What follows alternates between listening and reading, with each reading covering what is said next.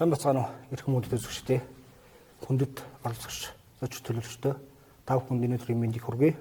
Өнөөдөр бид бүхэн хөгжлийн бүсэлцэн хөгжил хамтын шийдэл хэлцүүлэгт оролцож байна. Энэ хэлцүүлгийн зорилго нь Монгол улсын урт хугацааны буудал алдсан хараа 2050 засгийн газрын үйл ажиллагааны 2024-өөс 28 оны үйл ажиллагааны хөтөлбөр 2024 онд 64 дэх тогтоолоор баталсан Монгол улсын бүсэлцэн хөгжлийн өсөлт баримталтай уялдуулна өнөөдрийн хэлцүүлэг зохион байгуулж байгаамаа. За хэлцүүлэгт нийт 6 оролцогч оролцож байгаа. Мөн иргэдийн төлөөлөл оролцож байгаагаараа онцлогтой байгаамаа. Миний би хөтлөгч асуулт асууна. Оролцогч асуултын өрөөнд товшхон тодорхой 2-3 минутанд хариулт өгнө. Оролцогчдоос тодруулалт авч болно. Асуултын өрөөнд тодруулж болно. 1-2 минутанд тодруулж асуулт асууж болно. Хэрэг тодруулах шаардлагатай бол та бүхэн гараа өргөж тодруулахыг хүсэж байна. За, оролцогчдыг танилцуулъя. Ногоон сумын иргэдийн төлөөлөгчдийн хурлын дарга Давид. Ногоон сумын засаг дарга Лүжан. Залуучдын төлөөлөл Ногоон сумын засаг даргын орлогч Ахмед. Ногоон сумын засаг даргын тамгын газрын төрийн сангийн төлөөлөгч Бэрхбол.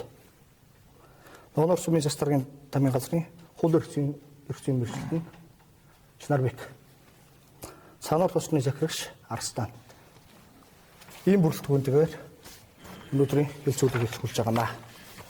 За, эхний асуултаас өмнө Ногоон сумтай холбоотойгоор товшхон сумын танилцуулгыг хийний үг минь сумын засаг дарга Лүжант микрофон шилжүүлье. За, та бүхэнд энэ өдрийн мэндийг хүргэе. Нийт үзэгчд болон оролцож байгаа нийт оролцогчдоо бас энэ өдрийн уулзалтаас бас амжилт хүсье. За, Ногоон сум маань 1952 онд анх байгуулагдж байсан 11 баг 1 тосгонтой. За, 2023 онд 260 мянган мал тулсан бол 2024 оны жилийн эсийн малын толгоор бол 281,197 мал тулуулж 21 мянган малын одоо өссөн дүнгээр гарсан байгаа. За, Ногоон сумын хүн амын тоо нийтдээ бол 8597 хүн амтай. Нийт газрын талбай бол 522,197 га газар талбайтай. За, Ногоон сумын хэмжээнд бол төсөвт байгууллагууд бол 7 ерөнхий боловсролын сургуультай, 4 хүүхдийн цэцэрлэгтэй, 2 эрүүл мэндийн төвтэй, Сагануур шөлөөт бүсийн эрхэлдэх бас Улаан байшинт бомбтой Хилийн цэргийн тэг 285 дугаар анги үйл ажиллагаагаа явуулж байгаа. Хойд талаараа бол Орос холбооны улстай хилэлдэг. Ногоон сумын хэмжээнд бол 6 ашиглалтын лицензтэй. За, 1980 оны сүүлийн үеэс эхлээд асхант мөнгөний орд хаагуулын ажил хийгдэж эхэлсэн. За, 90 оны эхэнд бол зөвлөлт холбоот улсын мэргэжилтнүүдтэй хамтран геологийн нарвчилсан үйл ажиллагаагаа явуулсан байдаг. За, 2021 оноос эхлээд Монгол Улсын төрийн өмчт болох Эрдэнэс Монгол компани охин компани болох Асгад майнинг компани бол эдийн засгийн эргэлтэнд оруулах талаараа бас бэлтгэл ажлыг хангаж явуулж байгаа. За, өнөөдрийн хэлцүүлэгтэй холбоотойгоор товшхон танилцуулга хэлэхэд өнөөдрийн хэлцүүлгийн сэдэв маань бүсэлцэн хөгжил хамтын шийдэл нэртэй. Бүсэлцэн хөгжил гэдэг нь бол төвлөрлийг сааруулах, орон нутгийн бүрийн онцлогт тулгуурлана. Хөгжүүлэх зорилготой бол хамтын шийдэл гэдэг нь бол хөгжлийг төр говийн өвчл хамтдаа бүтээх тухай уриалга юм аа.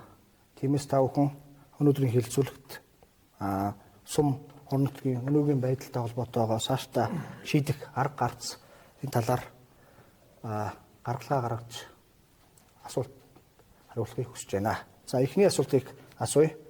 Эхний асуултыг өнөөдрийн сайн хэлсэн сэдвтэй холбоотойгоор застаргаас асууя.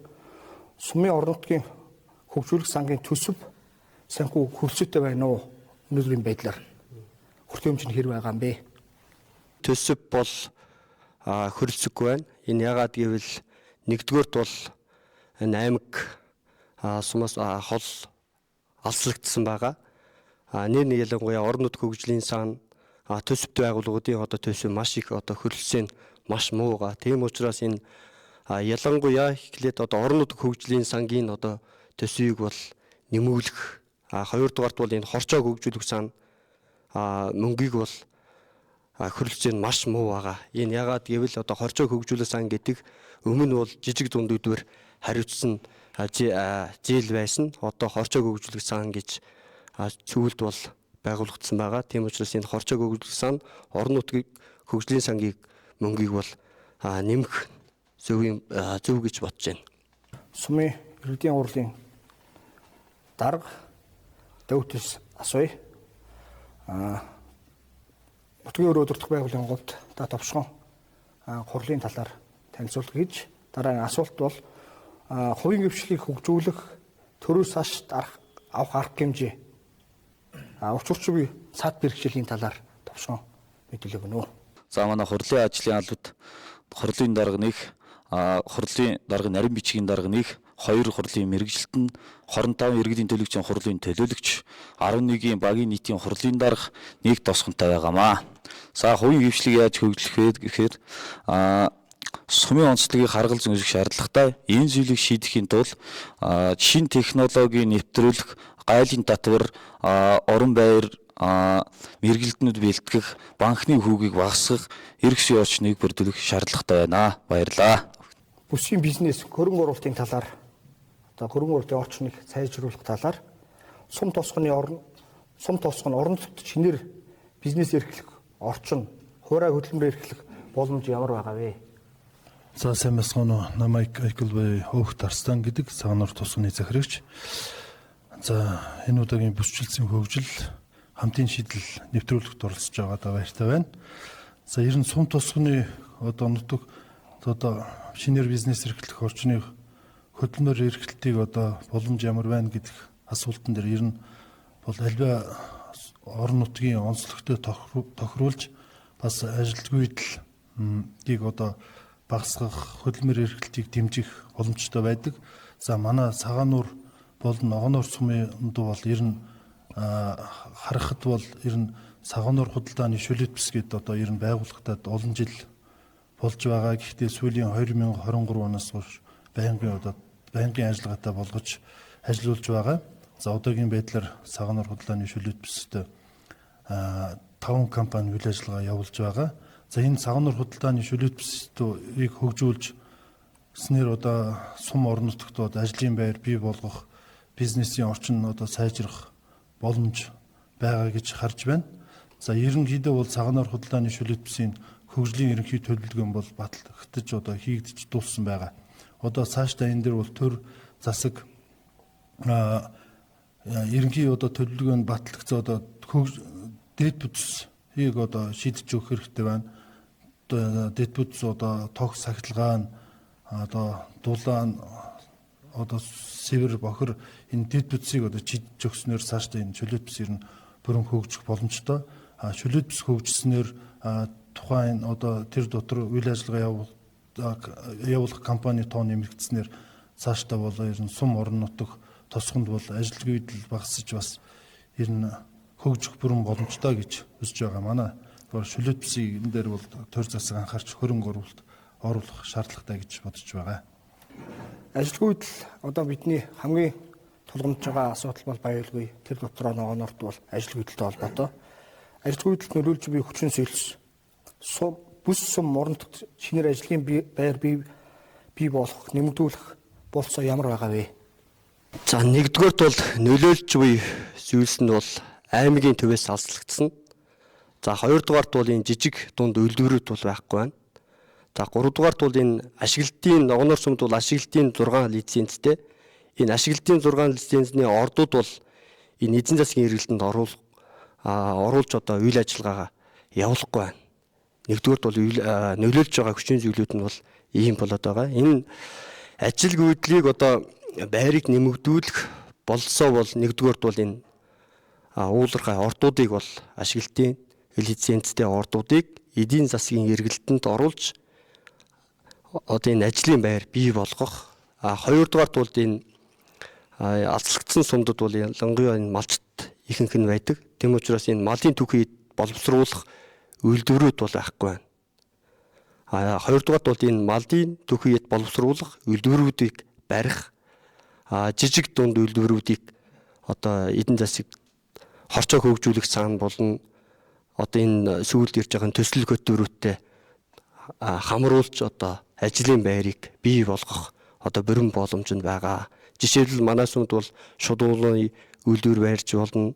Одоо сүүний малын түүхийд боловсруулах тэжээл одоо үйлдвэрүүдийг барих бүрэн боломжтой. Энэ сэдвийн өрөөнд тогтож ярих гэж бодож байна. Асуулт дахиад асуулт асууя. Сумын застаргийн орлогч Рахметээс асууя. Бүс орон нутагт залуучуудыг тогтвор сургалтад ажиллуулах ажилгүй байгаа залуучууд болон ажилгүйдлийг бууруулах талаар юу хийж болох вэ?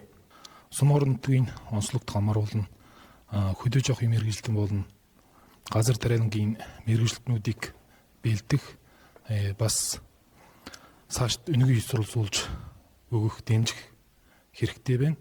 Тэгээд сум орон нутгийн залуучуудыг жижиг үйлдвэр эрхлэх гэж байгаа ажилгүй залуучуудыг дэмжих талаас нь бас төсөл хөтөлбөрүүдтэй хамруулах хэрэгтэй. Тэгээд ажлын уран баяраар хангах, цаашд сум орон нутгийн хөгжлийн төлөө явах хэрэгтэй. Ажилгүй залуучуудыг уран баяраар хангах, амьдрах орчноор хангах, урамшуулах талаас бас дэмжих хэрэгтэй. Залуучуудыг өргөн хүрээнд сургалтанд хамруулж урт хугацааны зээл, хөнгөлөлттэй зээл олгох талаас нь дэмжиж өгөх хэрэгтэй гэж бодож байна. За энэ ажилгүйдэлтэй холбоотой манай Ногоон Орос сумын өнөөдрийн одоо хөгжлийн гол хөшөөрөг нь залуучуудын ажлын байраар бий болж байгаа ганцхан одоо гол эдийн засгийн эргэлт нь бол хадлан гар аймгийг хангаж байгаа. Энэний хүрээнд иргэдийн төлөөлөөс асууя. Ногоон Орос сумын хэмжээнд хичнээн хэмжээний хадлагын талбайтай залуучуудын орлогын их өсвөр хадлагын талбайгаар болж чадж гэнэ үү? Энэний талаар Ногоон Орос сумын залуучууд маань голсуу хадлагын талбайг хадаж өөс борлуулалтын хадаж байгаа. Нөгөөд их өсвөрийн бол хадлагын үндсэн гол өвсийг тэжээл бэлтгэх. Манай Ногоон Орос сумын бол залуучууд маань одоо хөлмөр эрхэлж одоо Баянгалгийн аймгийн бүх сумуудыг хадлагын тэжээлээр бэлтгэж байгаамаа. Дараагийн сэдв бол бүсийн татврын ялгаатай бодлогын талаар Ногоон Орос сумын застаргийн тамийн газрын төрийн сангийн төлөөлөгч Биркбулаас асууя. Өнөөдрийн байдлаар орон нутгийн татврын бодлого ямар байгаа вэ? Жишээ нь орон нутгаас үйлдвэрлэн борлуулж байгаа бараа бүтээгдэхүүний орлого, импортын бүтээгдэхүүний татврын бодлогын талаар бас тодорхой мэдээлэл өгөхийг хүсэж байна. Төвөөс олзлогдсон аймагуудыг одоо бүсийн онцлог шинж чанарыг харгалзан орон нутагт татврын ялгаатай тогтоох шаардлагатай байна. Жишээлбэл Хунамын орлогын албан татврыг 10% байснаа одоо аймагта 3%, сумдаа 1%, тийм байдлаар суудах хэрэгтэй байна. Мөн гадаад улсаас импортоор оруулж ирж байгаа бараа бүтээгдэхүүний татврыг нэмэгдүүлэх шаардлагатай. Орон нутагт үйлдвэрлэж байгаа бараа бүтээгдэхүүний үнд өр технологиж одоо зарлагыг нөхөж чадахгүй байна.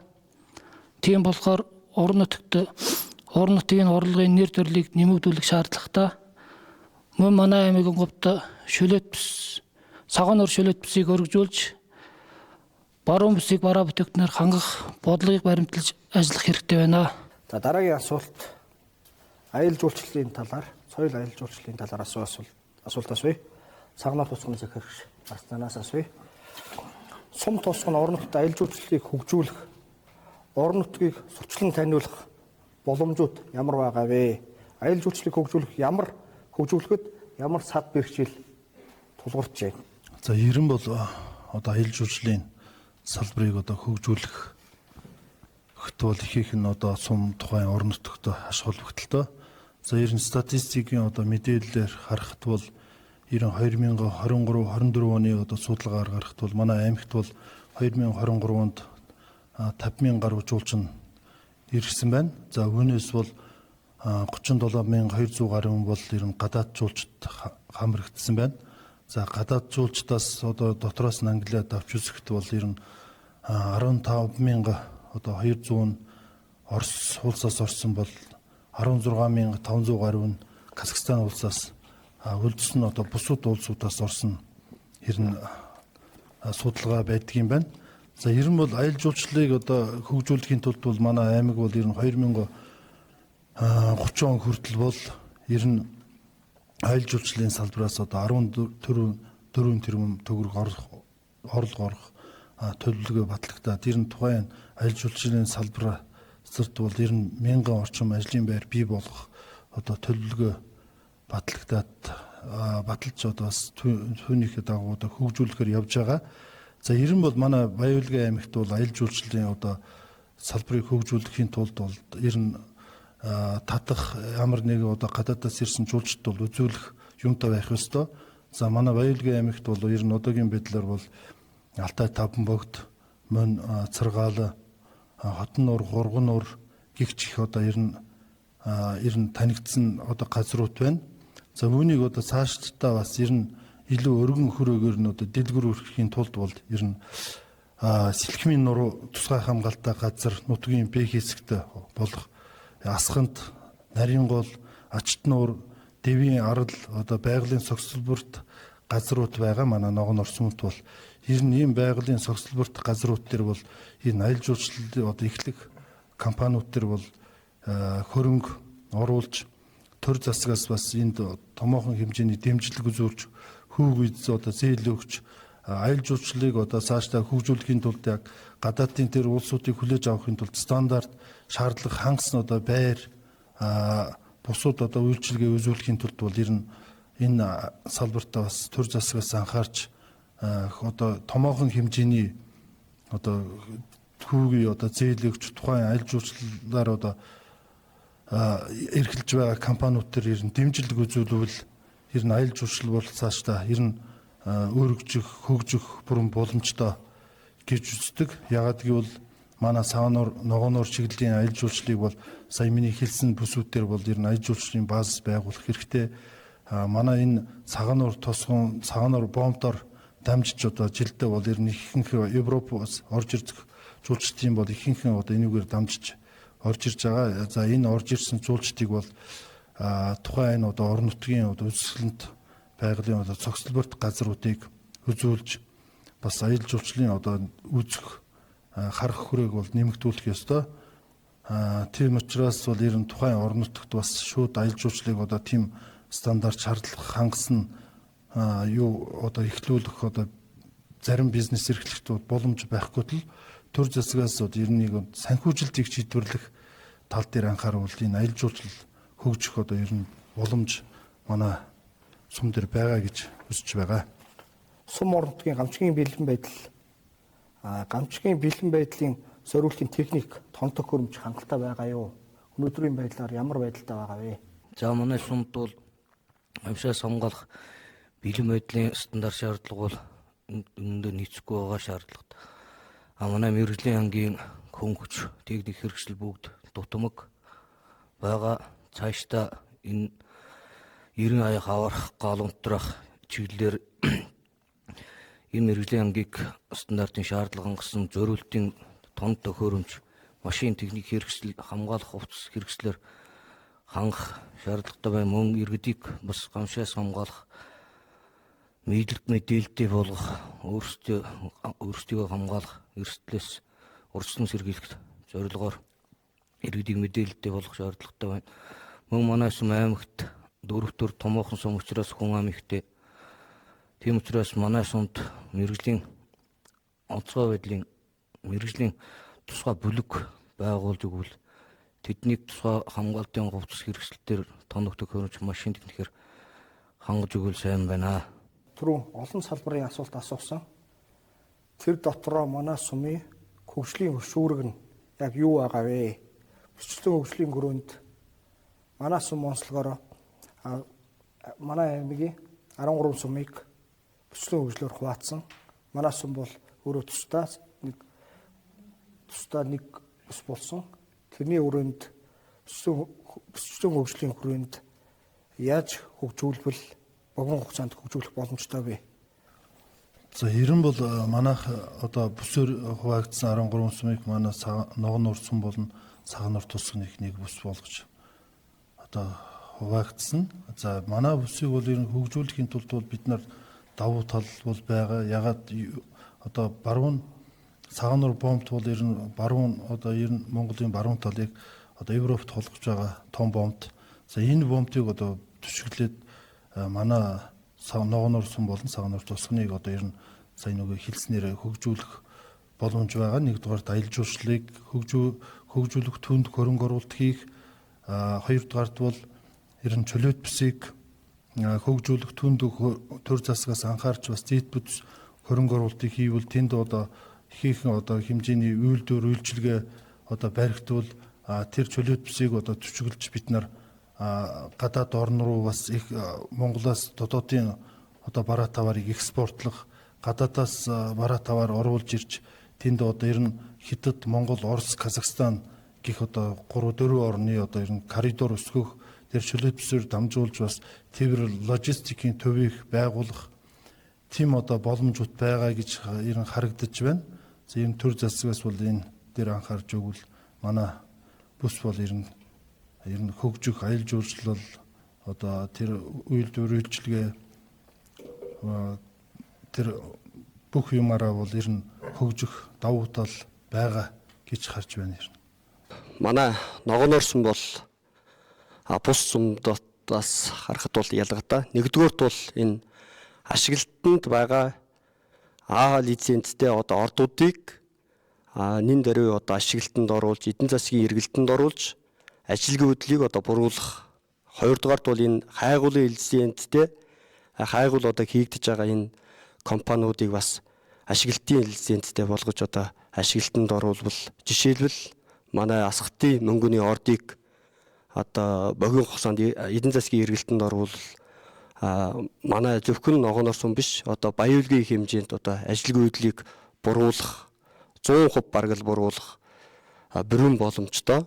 Хоёрдугаарт бол энэ манай Мянганы зам бол холбогдсон. Одоо энэ аймагуудын хар замыг одоо холбох шаардлагатай байна. Энэ аялал жуулчлалыг хөгжүүлэхэд бол Баян-Улгийн Увсгийс нь одоо хоёр одоо аймгийн хооронд бол хар замаар холбох шаардлагатай байна.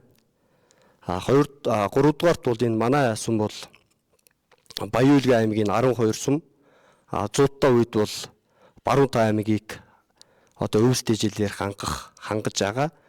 Одоо Ногонор сумд бол өвс тэжээлийн понт одоо байгуулах бүрэн боломжтой. Одоо энэ цаашд бол энийг одоо анхаарах юм бол одоо бүрэн боломжтой гэдгийг хэлье. Манай энэ ажил тэр юу баруун бүсийг хөгжүүлэх, ялангуяа энэ Баян-Улгийн аймгийг одоо хөгжүүлэх, бараа таварын одоо эргэлтийг нэмэгдүүлэхийн тулд бол ер нь Улаанбайшингийн бомб одоо Саганорын олон улсын бомб энийг 24 цагийн одоо ажиллагаатай болгоул ер нь цаашдаа өргөдөгч. Тэгвэл манай Монгол улсын эдийн засагт болон Баян-Улгийн аймагт ихээхэн хувь нэмэр оруулна гэж бодож байгаа. За баярлалаа. Олон талын Ногонор сумын хөгжил төвчлөлтэй холбоотой олон талын асуулт асууж хариулт авлаа. Та бүхэнд баярлалаа. За ерөнхийдөө асуусан асуултуудыг нэгтгэж хариултыг харж байхад манай сумд бол хамгийн нэгдүгüүрт бол дүгнэж хэлэхэд Саганорын бомбыг өргөх шаардлагатай юм байна. Энэ одоогоор бол яригадад баруун бүс тэр дотроо Баян-Улгийн аймаг хөгжүүлэх 5 мега төсөл дотор ороод явж байгаа. Хоёрдугаар Саганор чөлөөт бүсийг бас хөгжүүлэх шаардлагатай байна. Уул уулуурхайн ашиглалтын лицензтэй ордуудыг эдийн засгийн эргэлтэнд оруулах богино хугацаанд жишээ нь стратегийн орд, асхантын ордыг, хөнгөний ордыг гянтуулдын ордууд маш их байгаа манаас сумд. За дөрөвдүгürt болохоор хөдөөж явах үе талд анхаарах, газар тариалангийн салбарыг хөгжүүлэх шаардлагатай юм байна гэж дүгнэж байна. За баярлалаа. Та бүхэн ажлын амжилт хүсье.